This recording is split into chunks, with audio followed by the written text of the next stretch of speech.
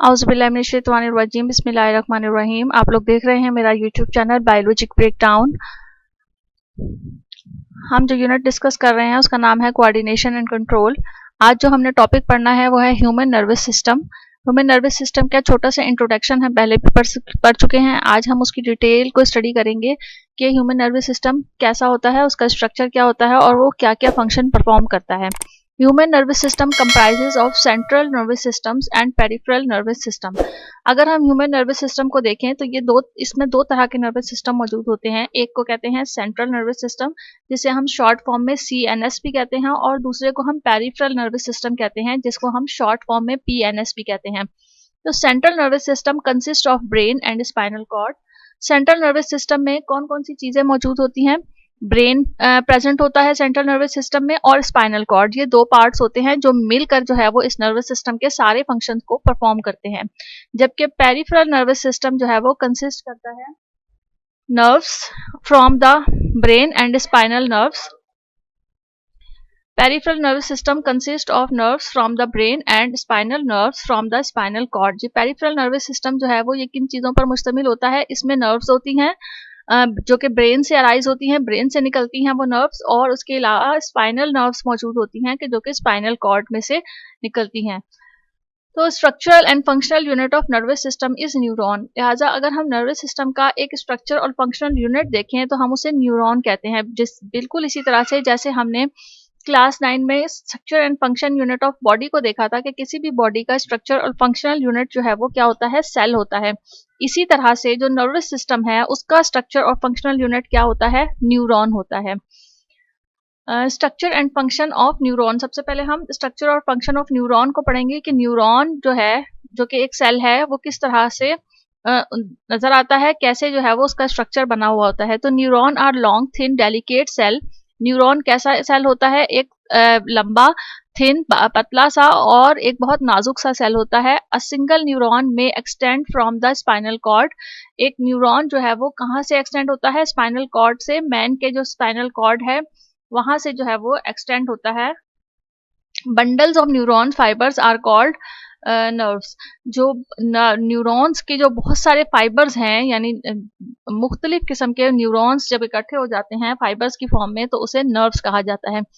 The portion of the neuron most resembling other cells in the cell body.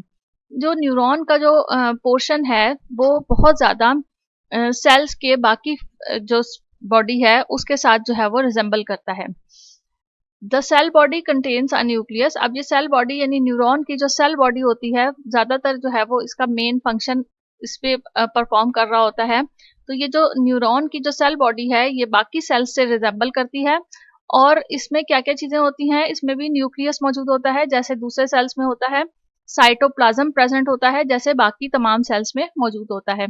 The long fibre of neuron leading away from the cell body is the axon. अब बाकी cell में इस तरह से ये long body arise नहीं होती है जो दूसरे सेल्स होते हैं बॉडी के अंदर, लेकिन जो नर्वस सिस्टम के अंदर न्यूरॉन्स प्रेजेंट होते हैं उनमें उनकी जो सेल बॉडी होती है वहां से एक लंबा सा फाइबर नुमा एक स्ट्रक्चर निकलता है जो कि leading away from the cell body, जो कि सेल बॉडी से लीड करता हुआ निकलता है, और इस स्ट्रक्चर का नाम एक्सॉन होता है।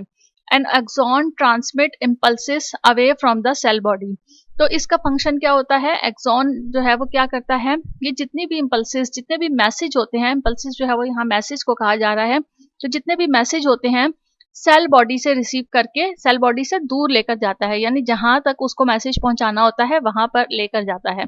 The other end of the neuron is a highly branched structure called dendrites। और इसके अलावा जो न्यूरॉन का दूसरा एंड होता है वो बहुत ब्रांच स्ट्रक्चर मौजूद होता है। ब्रांचेस जो है वो उसमें से अराइज हुई भी होती हैं, निकली हुई होती हैं, जिन्हें डेंड्राइट्स कहा जाता है। तो ये कुछ टर्मिनोलॉजीज हैं। जब आप न्यूरॉन का स्ट्रक्चर पढ़ेंगे, उसको देखेंगे, तो आपको उसके अंदर जो है वो उसे लेबल की भी मिलेंगी कि डेंड्राइट्स कहाँ पे प्रेजेंट है, एक्सॉन कहाँ है, और सेल बॉडी किसे कहा जा रहा है, और सेल बॉडी का न्यूक्लियस और साइटोप्लाज्म कहाँ पर मौजूद है।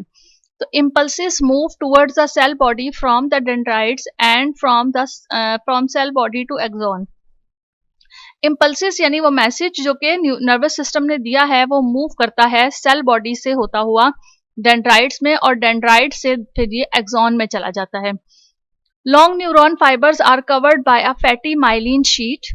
ये जो एक पूरा लंबा सा एक न्यूरॉन फाइबर होता है, ये एक माइलिन शीट से कवर होता है, जैसे जो कि फैटी माइलिन शीट होती है। जैसे कि किसी भी सेल के इर्द गिर्द सेल मेम्ब्रेन मौजूद होती है, इसी तरह से न्यूरॉन के इर्द गिर्द एक शीट मौजूद होती है जिसे फैटी माइलिन शीट कहा जाता है। तो cells of myelin sheaths are called Schwann cells, और इस माइलिन शीट के जो सेल्स हैं उन्हें श्वान सेल्स कहा जाता है। ये एमसीक्यूज में भी ये जो है वो छोटी छोटी चीजें पूछी जा सकती हैं, तो आपको ये इनके जो टर्म्स हैं ये क्लियर होनी चाहिए। Small gaps between conjunctive Schwann cells are called nodes of Ranvier. तो इनके दरमियान में ये जो श्वान सेल्स हैं, इनके दरमियान में जो आपको कंजक्टिव गैप्स मिलेंगे, उन गैप्स को जो है वो क्या कह रहे हैं, उन्हें नोड्स कहा जाता है। मैं आपको इसका स्ट्रक्चर दिखाती हूँ ताकि आप लोगों को अच्छी तरह से क्लियर हो जाए। पहले हम इसे स्टडी कर लेते हैं, उसके बाद हम इसकी डायग्राम को भी जो है वो देखते हैं। Impulses are conducted. Myelin sheet is an insulator.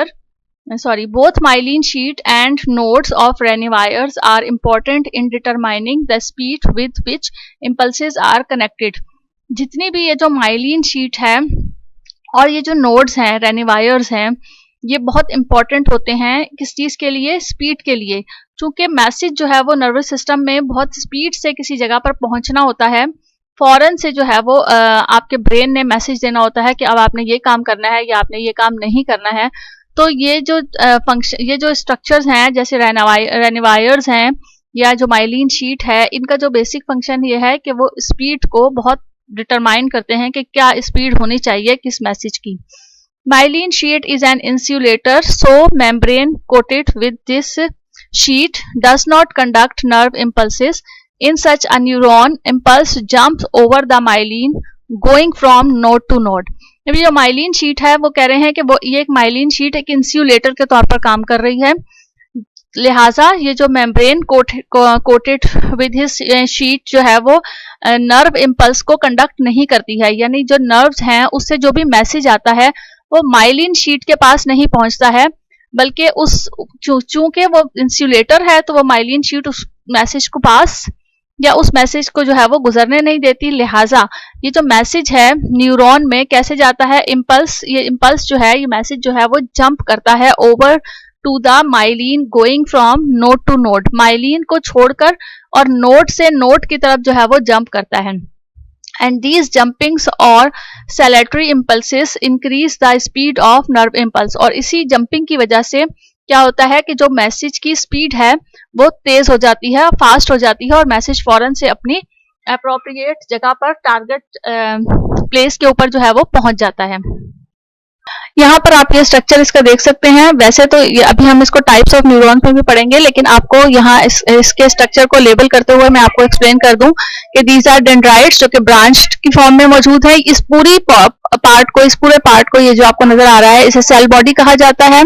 और ये जो आपको लॉन्ग फाइबर टाइप का स्ट्रक्चर नजर आ रहा है, इसे एक्सोन कहा जाता है। और इनके दरमियान में आपको ये जो पार्ट्स नजर आ रहे हैं, ये नोड्स ऑफ रेनिवायर्स हैं, और इसके ऊपर ये जो शीट आपको नजर आ रही है ये माइलिन शीट है। तो यहाँ से मैसेज जब निकलता है डेंड्राइट से होता हुआ इस माइलिन शीट पे पहुंचता है, तो ये माइलिन शीट उस मैसेज को पास नहीं होने देती। लिहाजा जो मैसेज है वो यहाँ से नोड की तरफ जो है वो मूव करता है, और मूव करता हुआ फास्टली जो है वो अपने अप्रोप्रिएट टारगेट के ऊपर पहुंच जाता है। टाइप्स ऑफ न्यूरॉन हमारा नेक्स्ट टॉपिक है कि न्यूरॉन्स जो है वो कितनी टाइप्स के होते हैं। The neurons differ in structure and in direction towards which they carry impulses according to message, और अकॉर्डिंग टू बॉडी जो न्यूरॉन्स हैं उनका स्ट्रक्चर जो है वो चेंज होता रहता है। इसमें हमें तीन तरह के जो है वो न्यूरॉन्स मिलते हैं। एक सेंसरी न्यूरॉन्स हैं। सेंसरी न्यूरॉन्स क्या करते हैं, ये कैरी करते हैं सेंसरी इंफॉर्मेशंस को from receptors to the brain and spinal cord. It has 1 dendrites and 1 axon. जब हमने अपना पहला लेक्चर पढ़ा था तो उसमें आपको जो है वो सेंसरी इंफॉर्मेशन या सेंसरी रिसेप्टर्स के तौर पर का जो है वो जिक्र किया था कि सेंसरी रिसेप्टर्स क्या होते हैं। बेसिकली ये वो प्लेसेस होती हैं, वो जगह होती हैं जहाँ से इन्वायरमेंट से मैसेज जो है वो आपकी बॉडी के अंदर रिसीव होना होता है। तो सेंसरी न्यूरॉन्स वो सेल्स होते हैं या वो न्यूरॉन्स होते हैं जो कि सेंसरी इंफॉर्मेशन को कैरी करते हैं, उसको लेते हैं रिसेप्टर से और फिर उसे ब्रेन को और स्पाइनल कॉर्ड को डिलीवर कर देते हैं। और इन न्यूरॉन्स में एक डेंड्राइट होता है और एक एक्सॉन प्रेजेंट होता है। सेकेंड न्यूरॉन जो है वो है motor neuron. They carry impulses from the brain and spinal cord to the effectors. अब चूंकि मैसेज रिसीव हो गया, ब्रेन तक आ गया, ब्रेन ने उसको जो है वो प्रोसेस करना है, उसका मैसेज लेकर उसे जो है वो उसका पूरे प्रोसेस को करना है कि इस मैसेज का आंसर क्या होना चाहिए। तो ब्रेन और स्पाइनल कॉर्ड जो है उस इम्पल्स को, उस मैसेज को लेकर अफेक्टर्स के पास भेजते हैं। They have many dendrites and one axon. अब ये जो मोटर न्यूरॉन्स होते हैं इनमें बहुत सारे डेंड्राइट्स प्रेजेंट होते हैं और एक एक्सॉन जो है वो मौजूद होता है।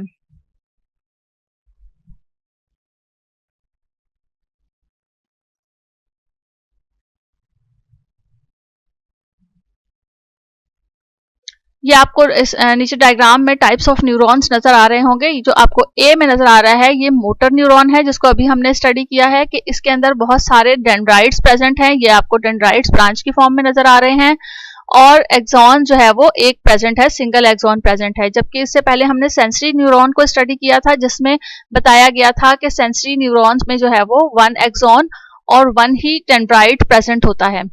उसके बाद थर्ड फॉर्म जो है, थर्ड टाइप जो है वो न्यूरॉन की, वो है interneuron and these are found in brain and spinal cord. ये न्यूरॉन्स जो है वो ब्रेन और स्पाइनल कॉर्ड में मौजूद होते हैं। They have many dendrites and axons. इनमें डेंड्राइट्स बहुत सारे होते हैं, एक्सॉन्स भी बहुत सारे होते हैं। And the interneurons carries impulses from sensory neuron to motor neuron. इनका फंक्शन ये होता है कि ये सेंसरी न्यूरॉन से मोटर न्यूरॉन तक जो है वो मैसेज को पहुंचाते हैं। तो पहले मैसेज जो है वो कहाँ पर आता है? पहले जो मैसेज है वो सेंसरी न्यूरॉन पे आता है, सेंसरी न्यूरॉन से इंटर न्यूरॉन में और इंटर न्यूरॉन से होता हुआ मोटर न्यूरॉन तक जो है वो मैसेज पहुंच जाता है। उम्मीद है आप लोगों को ये टॉपिक बहुत अच्छी तरह से समझ आ गया होगा। मजीद नेक्स्ट टॉपिक के साथ आपको इसी यूट्यूब चैनल पे मिलेंगे। Thank you so much. Allah Hafiz.